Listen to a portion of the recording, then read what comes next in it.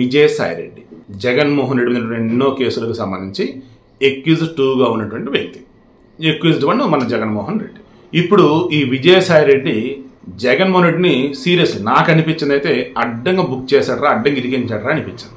ఇక్కడ 2-3 విషయాలు చెప్పాలి. నాకు ఇప్పటికీ మా మనసంతా కూడా వైజాగ్ మీద ఉంది. మరి ఎందుకు నేను ఇటు దూరం పెట్టారు ఏంటి అన్నట్టు చెప్తున్నప్పుడు నన్ను కావాలని తీసుకొచ్చి నెల్లూరులో పడేశారు అన్నట్టుగా ఆయన మనసులో చెప్పేశాడు. నాకు ఇష్టం చోట నించోబెట్టారా అన్నట్టు. బట్ నెల్లూరులో మొత్తం గెలుస్తామని చెప్తున్నాడులే, తర్వాత మాట్లాడదాం.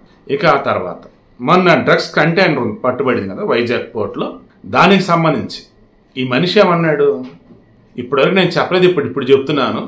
ఎవరైతే ఉన్నారో ఆ కంటైనర్ తెప్పించిన వాళ్ళు ఉన్నారు కదా, దేనికి చేపలు రొయ్యలకు సంబంధించేసి ఫుడ్ మెటీరియల్, అది వచ్చేసి డ్రైడ్ ఈస్ట్. అది ఆ కంపెనీ ఎవరితో తెలుసా, చంద్రబాబు నాయుడు సామాజిక వర్గం, అది కమ్మ సామాజిక వర్గం. అది అందరూ తెలిసిందే. మీ పార్టీ వాళ్ళు అన్నది నువ్వు కొత్తగా ఏం చెప్పావు అంటే ఏమంటున్నాడు, వాళ్ళు ఏ కులమో ఇక ఆ కులానికి సంబంధించిన నాయకులు ఉంటే వాళ్ళు తప్పన్నాడు చెప్తా పోతా ఉన్నాడు. అదే మరి ఢిల్లీ లిక్కర్ స్కామ్ వచ్చేసి మాగుంట శ్రీనివాసులు రెడ్డి వాళ్ళ పిల్లడు మాగుంట రాఘవరెడ్డి ఎవరు జగన్ మీద జగన్ కంట కట్టేద్దాం కులానికి. ఇలా చెప్పుకుంటూ పోతే ఇక ఎన్నో ఇష్యూస్ ఉన్నాయి. ఎన్నో ఇష్యూస్ కాదు, గతంలో ఇదే జగన్మోహన్ రెడ్డి మీద నమోదైన కేసులు పరిశీలిస్తూ ఉంటే ఇందులో ఇరుక్కున్నటువంటి వాళ్ళు ఎక్యూజ్డ్ 1గా జగన్మోహన్ రెడ్డి ఎక్యూజ్డ్గా చేశారు కదా, మరి ఎక్యూజ్డ్ 3, ఎక్యూజ్డ్ 4, ఎక్యూజ్డ్ 5, ఎక్యూజ్డ్ 6, 7, 8, 9 ఇలా చూసుకుంటే రెడ్లు ఉన్నారు, కమ్మవాళ్ళు ఉన్నారు, బ్రాహ్మణులు ఉన్నారు, తర్వాత బీసీలు ఉన్నారు. మరి వాళ్ళ సంగతి ఏంటి అంటే ఓ కులానికి సంబంధించి స్టాంప్ వేసేద్దామా? అసలు ఆ కంటైనర్ అన్నది అందులో ఈ డ్రగ్స్ కంటెంట్ ఇంత వేలో ఉన్నాయి అన్నప్పుడు, బ్రెజిల్ నుంచి వచ్చిందని తెలిసినప్పుడు అందరి దృష్టి ఒక్కసారిగా మీ మీద పడింది. విజయసాయిరెడ్డి గతంలో ఈ బ్రెజిల్ అధ్యక్షుడు ఎవరైతే ఎన్నికయ్యారో ఆయనకి విష్ చేస్తూ పోస్ట్ పెట్టాడయ్యా ట్విట్టర్లో. దెన్ అప్పటి నుంచి అది కథ నడుస్తుంది. సో వాళ్ళతో లాబింగ్ వల్ల ఎక్కడి నుంచి షిప్ల నుంచి కంటైనర్ ఈజీగా కదిలింది. బట్ మధ్యలో ఇంటర్పోల్ గుర్తించి ఇక్కడ ఉన్న సిబిఐ వాళ్ళని అలర్ట్ చేస్తే వాళ్ళు వచ్చి పట్టుకోవడం జరిగింది, అదర్వైజ్ తెలిసేది కాదు అని అన్నప్పుడు దానికి ఆయన ఏమంటాడు, ఇప్పుడు నేను వైసీపీకి సంబంధించి పార్లమెంటరీ నేతగా ఉన్నా. సో ఏ దేశంలో అయినా సరే కొత్తగా ఎలక్ట్ అయినప్పుడు ఇక్కడ పార్లమెంటరీ నేతగా ఉన్నప్పుడు విష్ చేస్తూనే ఉంటాం కదా మేము అని అన్నాడు. ఇక్కడ పాయింట్, చిన్న పాయింట్, ఎన్ని దేశాలకు సంబంధించి ఎంతమంది ప్రధానిగానో ప్రెసిడెంట్గానో ఎలక్ట్ అయితే ఈయన వాళ్ళని విష్ చేసేట్టు చెప్పాలి. మీరు ఇక్కడే దొరికిపోతున్నారనమాట. పక్కా ప్లాన్గా మొత్తం ఏదో జరిగింది అనిపిస్తుంది అని చెప్పేసి పార్టీ అధినేతకు తెలియకుండా ఏమో చేస్తాడంటే కాదు. అక్కడ పార్లమెంట్లో వీళ్ళు ఎంపీలు ఎవరన్నా ఏదైనా చేయాలంటేనే అక్కడ ఉన్న వాళ్ళని అడగాలి, వాళ్ళు వచ్చేసి జగన్కి చెప్పాలండి. అటువంటిది బ్రెజిల్ అధ్యక్షుడు కొత్త అతను రాగానే అతను విష్ చేస్తూ విజయసాయిరెడ్డి పెట్టాడు. అదేమంటే అందరికీ ఇలా విష్ చేస్తాం కదా. తీరా చూస్తే ఏ ఒక్క దేశానికి సంబంధించిన వాళ్ళు విష్ చేయాలి. అయినా చైనా కానీ, జపాన్ కానీ, కొరియా కానీ, ఫ్రాన్స్ కానీ, జర్మనీ కానీ, అమెరికా, లైక్ ఇలా చెప్పుకుంటూ పెడితే బోల్డ్ అన్ని ఏ దేశంలో నాకు తెలిసి ఈయనైతే విష్ చేయాలి. ఇక్కడ మరల ఇంకో పాయింట్, అసలు వేరే దేశాలలో ఎవరో ఎలక్ట్ అయితే ఈయన విష్ చేయటం ఏంటి? ఈయన ఒక ప్రాంతీయ పార్టీకి సంబంధించిన వ్యక్తి ఆయా దేశాలలో అన్నప్పుడు మన తెలుగోడో వీళ్ళ కులపోడు అయితే అది విష్ చేస్తే ఒక అర్థం ఉంది. మన తెలుగోడు కాదు, మన భారతీయుడు కాదు, మన కులపోడు కాదు, ఎవరో ఒక అతను.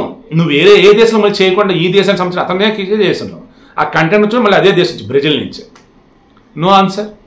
తర్వాత ఇంకో దానిలో బాగా ఎరిగించింది ఎక్కడంటే వీళ్ళకి దగ్గర స్క్రిప్ట్ కనుక లేకపోతే ఏం మాట్లాడతారు ఏంటో వీళ్ళకి తెలియదు అన్నట్టు. టీవీ 9లో రజనీకాంత్ గారితో ఇంటర్వ్యూ. దెన్ అందులో ఆయన అసలు ఎర్లీ మార్నింగ్ అట ఓ జర్నలిస్ట్ అట ఫోన్ చేసట ఇట విజయసాయిరెడ్డి మన వివేకానంద రెడ్డి చనిపోయారు అన్నప్పుడు ఈయనట సంభ్రమాశ్చర్యాలకు లోనయ్యాడట. మళ్ళీ మాట బ్యాక్ తీసేసుకున్నట్టు కాకుండానే సంభ్రమాశ్చర్యాలకు అని యూజ్ చేసి నెక్స్ట్ ఆశ్చర్యానికి లోనయ్యారు. ఆశ్చర్యం లోనేది ఏంటది, షాక్ కదా లోనయ్యేది. అంటే పక్కా ప్లాన్ ప్రకారం ఇదంతా చేపించాం మేము, తెలియని ఆహా అనుకున్నది అయిందా అని ఆశ్చర్యానికి లోనయ్యా, సంభ్రమాశ్చర్యానికి లోనయ్యా అంటే హ్యాపీగా ఫీల్ అయ్యామన్నాడు చెప్తున్నాడు. బట్ అగైన్ మరలా షాక్ అన్న వాడు కూడా యూజ్ చేసి చేయలేక నేను ఇమిడి మళ్ళీ పులివెందులకు ఫోన్ చేసి అడిగా. అక్కడ వాళ్ళు ఏం చెప్పున్నారు, గుండెపోటు అని చెప్పారు. ఎవరు? పులివెందులలో ఈయనకి వివేకానంద రెడ్డి మరణానికి సంబంధించి గుండెపోటు అని చెప్పింది ఎవరు? మళ్ళీ అది రివీల్ చేయాలి. వాళ్ళు చెప్తేనే నేను మీడియాకి చెప్పాను అంటాడు. మీడియాకి చెప్పినప్పుడు సాక్షిలో వచ్చింది అన్నట్టు చెప్తాడు. అంటే 5 సంవత్సరాలు పట్టింది అనమాట ఈయనకి.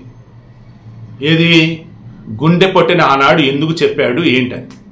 తీరు ఇప్పుడు నేను చెప్పిన ప్రకారం ఏం అర్థమవుతుంది, మొత్తం ప్లాన్ ప్రకారమే కదా జరిగింది, సో హ్యాపీగా ఫీల్ అయ్యాం. ఆ తర్వాత వచ్చేసి పులివెందులు ఫోన్ చేస్తే గుండె పొట్టి అని చెప్పారు. ఆహా ఓకే ఇదిగో ఇప్పుడు ప్లాన్ ఇలాగ మారిందని చెప్పేసి అనుకుని అదే చెప్పాను మీడియాకి అన్నట్టుగా ఇప్పుడు ఆయన చెప్పిన వర్షం అలా ఉందని నాకు అనిపిస్తుంది. సో ఇది అంతా గమనిస్తున్న జనాలు ఏమనుకుంటున్నారు, ఇప్పుడు ఎవర్రా బాబు అసలు వీళ్ళు, గుండెపొడి అని చెప్పేది వీళ్ళే, హత్య అనేది వీళ్ళే, నారసర రక్త చరిత్రను టీడీపీ మీద రుద్దేది వీళ్ళే.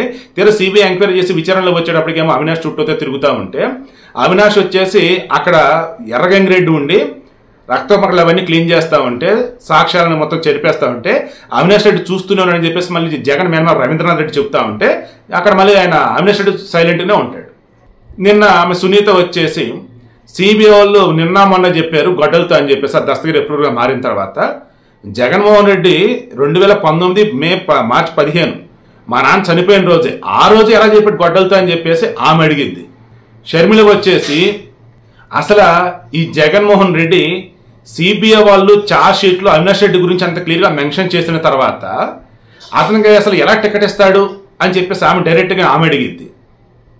ఇలా చెప్పుకుంటూ పోతే చూడండి అసలు వీళ్ళ ఫ్యామిలీ మొత్తం కానీ వీళ్ళ పార్టీ మొత్తం కానీ అయ్యో మొన్న మర్చిపోయినండు గుండెపోటు అన్నది మీరే చెప్పారంటే ఆమె వాసిరెడ్డి పద్మ అప్పుడు ఆమె స్టేట్ మహిళా కమిషన్ చైర్పర్సన్ ఉన్నారు. అసలు ఆమెకే సంబంధం, ఆమె వచ్చేసి లేకంగా ఎవరు చెప్పారు అసలు గుండెపోటు అని ఎవరు చెప్పారు అసలు ఆ రోజు అని చెప్పేసి అసలు ఓ హడావుడి.